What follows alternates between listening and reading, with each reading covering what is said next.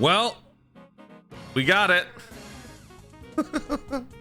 Let's go. We got the LR GINYU Force coming to global. So apologies for the delayed video. I have been going to sleep a little bit earlier and it has been actually pretty great. And so I had to get up early this time so that I could be ready for the Nintendo Direct and the Legends reveal and stuff. Both are happening at the same time. I am going to be live on Twitch probably by the time you're watching this video. So make sure you guys follow me over there. Anyway, let's talk about what's coming up on global. As you all know, Cinemix just dropped on JP. So the part 2 for global was in question. Was global going to receive Cell Max as well? Was global just going to get the GINYU Force? I'm cool with it. The reason why I'm cool with it is because I'm dead inside. This is what I've been saying. Just go with the flow so that you can't possibly be disappointed. Just go with the flow, man. It's funny. It's funny. Global Dokkan is just funny. But again, even if you legitimately are upset, think about it this way. Whether or not Cell Max shows up here really dictates how things are going to go during the 9th anniversary, because you're probably going to be tempted to summon for Cell Max before the 9th anniversary. So I see this as an absolute win. You could call it a cope. You could call it Toon as an industry plant or whatever. You know, people still say that stupid stuff. But I just think that in the end, this was still better because Global Dokkan will not summon, with the exception of maybe like 1% of players. So most people going into the 9th anniversary will have whatever stones they have plus how much they get from this part 2, and then they can really start to enjoy Dokkan again when they get to the 9th anniversary. And then we'll see what happens beyond that, because now the main theory is that in part EX, part 3 of the 9th anniversary, Cinemix will end up showing up. And if that happens, okay, that's great. Then going into the pre-worldwide download, there is still this guy that has to show up.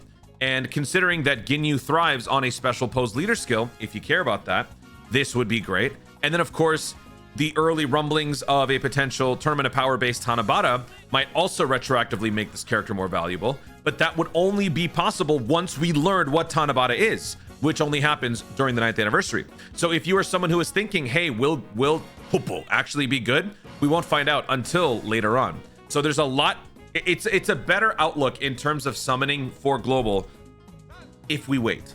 Let's start with the 9th anniversary and then we will go on from there. So let's start by taking a look at the animations. I do like the GINYU Force in terms of the dub, so I would like to check this out. Let me make sure the volume is low. I want to check this out and hear everybody.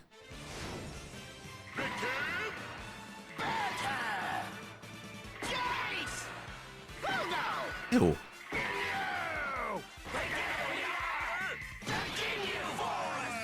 I like it. I'm so used to hearing my for Goldo that I was not expecting Goldo to sound like that. Whatever. Okay. We'll let the animations play. Some of you might not have seen this.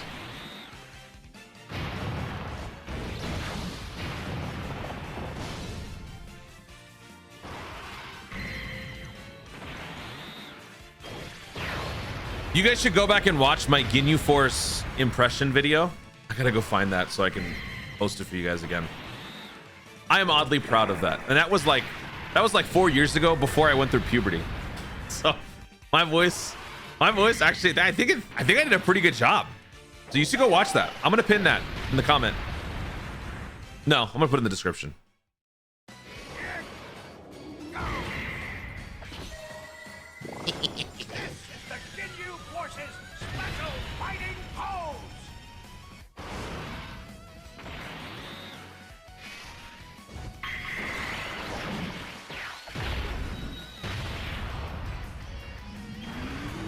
Just saw this on Sparking. Oh man, this hits so different now. Milky Cannon. All right, let me know in the comments how you guys would rate that animation / dub on a scale of 1 to 10. So, I mean, I guess we'll talk about the GINYU Force. Sure, let's go ahead and take a look at the character. GINYU Force special pose 150%. When this character dropped on JP, it was a massive W because of how good special pose had become. So this makes special pose even better. Granted, of course, you want to be running the GINYU Force in the end, but you do have other options because of the special pose buff. So 150%, this is a pity summon LR, so I'm sure some people will probably use that. I would advise against it, but hey, you can do whatever you want. That's just my opinion. Greatly raise defense for 1 turn, high chance of greatly raising attack for 1 turn. You have a high chance of it? What? We're really putting a roulette now on attacks, like stat boosting in your supers? That's crazy. Causes colossal and stuns. Greatly raises attack, high chance of greatly raising defense, and causes colossal. Okay, I was gonna say maybe this is fine because the stun is guaranteed, so they have to throw in the roulette effect somewhere else. But here, there is no after effect, so why would you do that? Okay. Ultra Super. Massively raise attack and defense for 1 turn, cause mega colossal, and raises all attacks by 30%. Raises all attacks defense by 30% for 1 turn. Okay. Activates entrance animation once only. Key +3 attack and defense plus 150. Launches an additional super attack for the rest of the battle. And all allies attack and defense plus 25%. Self-excluded for 3 turns from the start of turn. When there are 5 or more special pose category allies on the team from the start of the character's entry turn. Key +2 attack and defense plus 150. Guards all attacks and attacks effective against all types when all allies attacking in the same turn are special pose category characters. Reduces damage received by 7% up to 35 before attacking, and chance to crit 7% up to 35 when attacking per special pose category ally on the team. This also, when you combine this with GINYU FORCE at level 10 Link, that's isn't that like a 25% crit chance or something? Hold on, I need to see that. GINYU FORCE 5%, not 25%. 5% additional crit chance, which is gonna make that even better. Special pose category allies attack and defense plus 25%. Self-excluded for 2 turns with an int or rainbow key sphere obtained. Pretty nice. Plus an additional attack and defense plus 50% with a type key sphere obtained int excluded. So yeah, this unit is pretty good. The problem for global right now is that special pose is not. So is this worth picking up right now? The answer is no. Kind of along the same lines as what I'm saying about Cell Max. If Cell Max were to show up, would it be worth picking up? Granted, that situation is a little bit different because Cell Max is pretty busted, but both characters would be a lot better off if they had accompanying characters to run with. Cell Max, the main one would be Broly, because Broly leads him at the 200% level. So I don't think that this character is worth summoning right now. Attack and defense plus 25%. All allies attack and defense plus 15% in battle. That's the active skill. Can be activated when all allies are GINYU FORCE category characters starting from turn 3, or when all allies are special pose starting from turn 5. So we need the Topo Dokkan Festival Celebration, because with that you get the 200% leader skill for special pose. He also does a great job boosting that category. And then we, oh wait, actually hold on, we're getting Goku Black. We're not getting okay. All right, so we're not getting Super Saiyan 3 so we're just okay, we're getting the Super Saiyan 3 Gotenks Super EZA. It is locked behind the GINYU celebration. So my next question was going to be, are we going to be getting the Super Saiyan 3 Gotenks? We are not. So the Super Saiyan 3 Gotenks and all of the other special pose EZAs will be dropping during the Trap celebration after the 9th anniversary, or whenever this celebration shows up.